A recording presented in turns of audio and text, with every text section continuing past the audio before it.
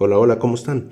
Bienvenidos a nuestro canal Ojo Clínico. El día de hoy hablaremos de los aspectos patológicos de la orina, como ya sean macroscópicos y microscópicos, cosa que tenemos que saber para hacer un buen diagnóstico médico.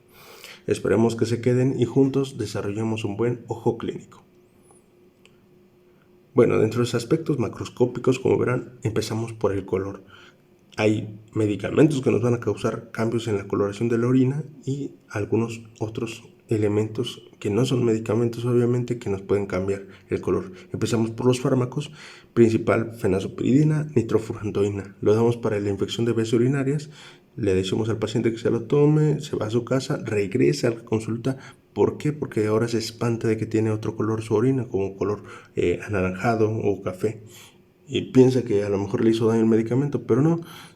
Es importante por eso explicar al paciente que le vamos a dar medicamento y que su orina va a cambiar de color para que no se espante, pero principalmente estos fármacos causan cambios de coloración. La rifampicina en pacientes que tienen tuberculosis, levodopa, alfametildopa y el metronidazol también nos dan un color café rojizo.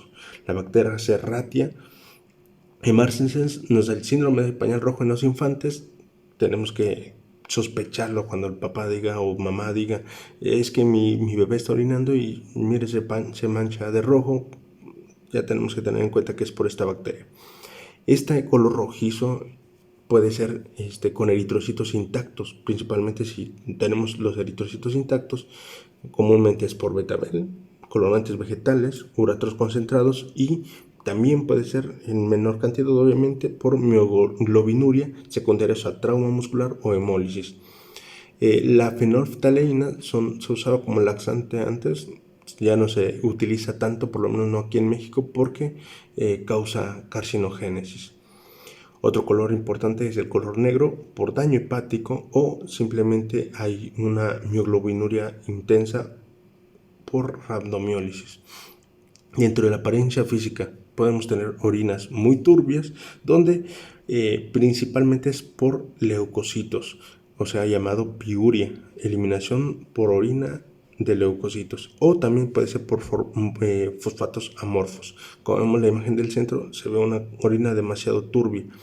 Muy pocas veces el olor tiene importancia clínica, en especial porque pues, tiene un color muy específico la orina.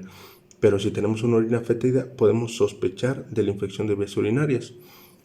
Dentro de la densidad, vamos a ver que la densidad disminuida puede estar causada también por un traumatismo craneoencefálico por medio de la hormona antidiurética que va a hacer que disminuya la densidad.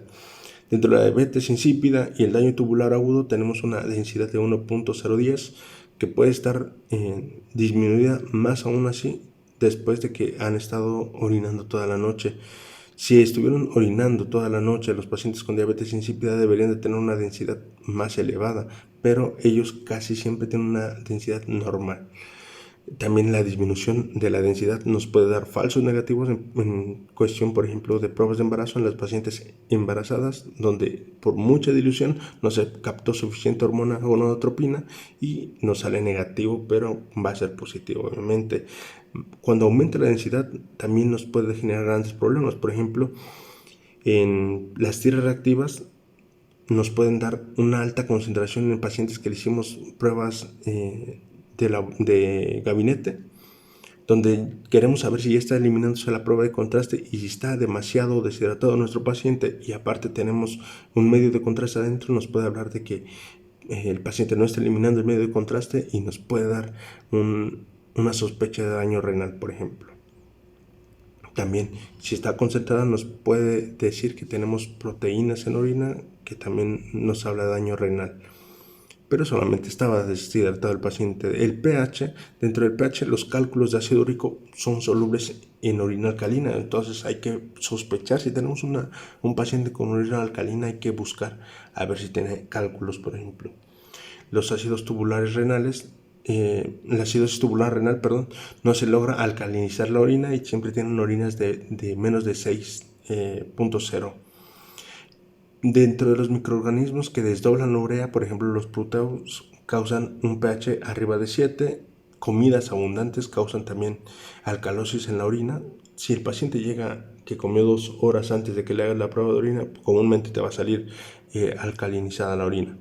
Si el químico, por ejemplo, dejó olvidada la muestra, el estudiante dejó olvidada la muestra y le lleva posterior a 2 horas, por ejemplo, que ha estado en temperatura ambiente, se considera una orina ya alcalinizada. ¿Por qué? Porque estar en reposo esa muestra en temperatura ambiente se alcaliniza. Glucosuria, ¿en quienes principalmente encontramos glucosuria? En diabéticos descompensados. Obviamente puede haber embarazadas, sí, porque aumenta la tasa de filtrado glomerular y también hay una menor reabsorción de glucosa, entonces comienzan a tirar glucosa sin que sean diabéticas, por ejemplo. Si tenemos un bajo umbral de glucosa, en caso de que nuestro paciente tenga menos de 180 miligramos por decilitro y tenemos glucosuria, entonces quiere decir que tenemos un bajo umbral de glucosa. Por ejemplo, en las pacientes embarazadas que les acabo de mencionar, no son diabéticas y están orinando glucosa. Principalmente se da en pacientes diabéticos, como sabemos. Tenemos ingesta de ácido ascórbico, vitamina C, o más bien dicho, o aspirinas y cefalosporinas. Si nuestro paciente está consumiendo alguno de estos 3 medicamentos, también puede tener glucosuria. Dentro de la hemoglobina vamos a ver que si se detecta por una tira reactiva, podemos saber que está eliminando hemoglobina, cosa que no se debería hacer en una persona sana. Si solamente detectamos hemoglobina, pero no detectamos eritrocitos, debemos de hacer una prueba de sedimentación para poder detectar eritrocitos. El ácido ascórbico va a inhibir también algo importante, la reacción de la tira reactiva con la hemoglobina. Entonces, si nuestro paciente toma ácido ascórbico, puede que tenga glucosuria y puede que no tenga prácticamente la reacción de la hemoglobina, dándonos por hecho que no tiene hemoglobinuria, pero obviamente si le está tomando a lo mejor puede tener hemoglobinuria porque no lo pudo captar una tira. Dentro de la bacteruria, algo importante, solo son positivas si se desdoblan las bacterias, desdoblan nitratos a nitritos. Entre ellos están las enterobacterias, que las más comunes son Escherichia coli y Shigella.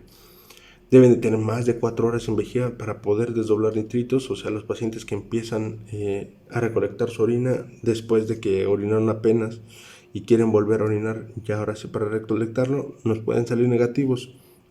Lo ideal es recolectar la primera orina de la mañana. En las tiras reactivas, para que se considere bacteriuria, debe de haber más de 100.000 microorganismos y la tira reactiva también nos puede salir negativa a bacteriuria si el paciente está tomando ácido ascórbico o vitamina C. Si hay piuria, debemos de buscar esterasa leucocitaria. La esterasa leucocitaria puede salir negativa por que el paciente esté tomando fenazopiridina, tenga la glucosa demasiado alta o esté eliminando glucosa, vitamina C o la rifampicina. La esterasa leucocitaria va a detectar incluso leucocitos aunque ya se hayan degradado, y si no se detectan bacterias se hacen las pruebas de nitritos para poder corroborarlo, pero acuérdense, puede salir negativa porque está tomando vitamina C. Dentro de la exploración microscópica debe de haber menos de 5 leucocitos por campo. Si hay más, se considera una piuria. Si tenemos pacientes con síntomas de infección de vías urinarias como cistitis, prurito, dolor en la parte lumbar, por ejemplo, tienen piuria y bacteriuria, nos da el diagnóstico como tal de infección de vías urinarias, pero el 60% de las mujeres tienen síntomas, incluso tienen piuria, pero no bacteriuria. ¿Qué hacemos en este caso? Mandarla a hacer un cultivo. Si no están saliendo bacterias, obviamente hacemos el cultivo para corroborar qué bacteria es. Dentro de la tuberculosis renal, si tenemos un paciente con piuria ácida estéril, que está comúnmente llegando al consultorio, al hospital, y tiene piuria ácida, quiere decir que está sacando leucos, pero no tiene bacterias, podemos pensar que puede tener una tuberculosis renal. Para eso tenemos que hacer una tinción fluorescente para bacterias ácido resistentes, el cual nos da un 50% de efectividad para detectarlos, pero si queremos tener mayor margen o mayor se puede decir que mayor especificidad o sensibilidad. Tenemos que recolectar una orina de 24 horas y esta nos va a dar un 70-80% de efectividad. Y obviamente si queremos tener más efectividad directa nos podemos ir con la orina de 24 horas para no estar esperando en la prueba normal. Algo importante, la Mycobacterium smegmatis nos puede dar positivo aunque no tenga tuberculosis renal. Los eritrocitos, ya vimos que puede haber hematuria por hemoglobina, vamos a ver ahorita por eritrocitos.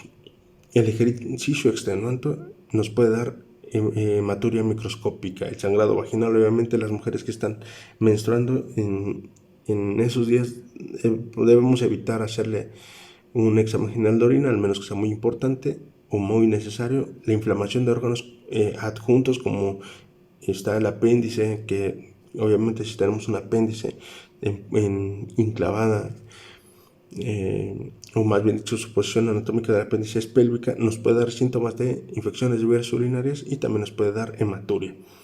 También la diverticulitis nos puede dar hematuria. Si la hematuria persiste en muchos pacientes, está persistiendo la hematuria microscópica, el 20% puede tener cáncer vesical, perdón. El cáncer vesical nos da hematuria en un 20% de pacientes, y si el paciente tiene cistitis y además tiene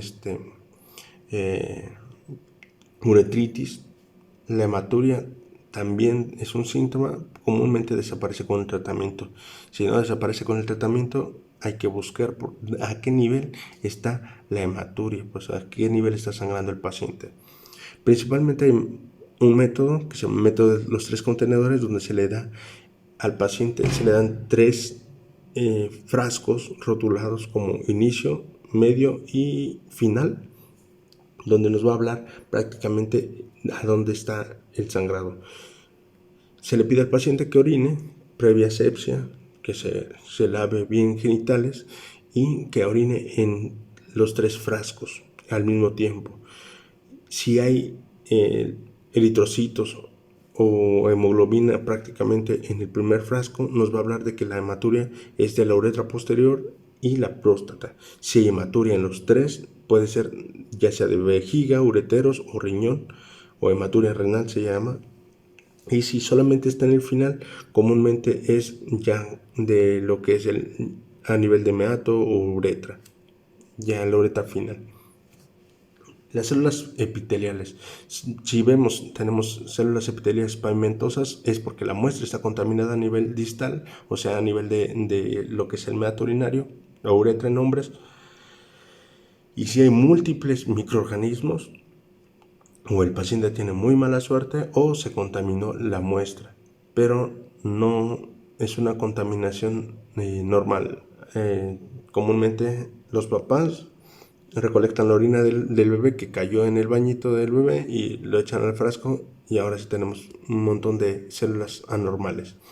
Si hay grandes colecciones de células epiteliales, podemos sospechar ya de cambios histopatológicos y hay que investigar más a fondo también, no simple con un ego. Dentro de los cambios importantes o hallazgos que podemos encontrar en un examen general de orina están las células, entre ellas están las células epiteliales que ya vimos que pueden ser por descamación, cambios histológicos, cilindros o células de pus por posteriores infecciones, cilindros diagnósticos y eritrocitos comúnmente causados por una vasculitis o una glomerulonefritis, que el paciente haya tenido relaciones sexuales anteriormente y tenga espermatozoides en la orina. Los cilindros no se crean comúnmente, no es normal encontrar los cilindros, son causados obviamente por daños ya sea renal, pacientes con patologías intrínsecas ya renales, y pueden ser bacterianos, granulares porque se desdoblan o se rompen proteínas, hialinos, serosos, grasos, células epiteliales también, y cristales de diferentes tipos. Principalmente dentro de los cristales vamos a valorar su forma, su morfología. Vamos a ver que tenemos ciertas características con estos tipos de cristales. Por ejemplo, en los de calcio son diferentes a los cristales de fosfato triples, a los cristales de fosfato cálcico, cristales de urato, cristales de oxalato de calcio, cristales de ácido úrico, son muy diferentes. Por ejemplo, los cristales de cisteína. Después tenemos los hilos de moco, por ejemplo, cilindrones, gotas de grasa, urato amorfo, los agujos de tirosina y esterasa leucocitaria. Este es el examen general de orina normal. Como vemos, no debe de haber un pH menor a 4.5 o mayor de 8. No debe de haber tantos eritrocitos. No debe haber más de 10 células o 5 en algunos casos células de leucocitos. Albúmina proteica menos de 30 miligramos por decilitro. Glucosa menos de 20. Casi siempre es negativo. En esta bibliografía vemos que lo toma menor a 20 miligramos por decilitro, pero comúnmente es negativo.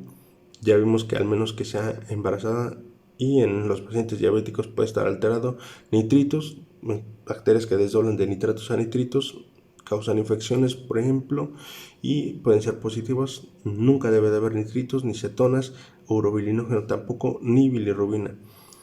Y la creatinina menor de 250 miligramos por decilitro o 8.8 a 14 miliosmoles por litro. Bueno, por nuestra parte es todo. Esperamos que se queden a los demás videos, les siga gustando, se suscriban y ustedes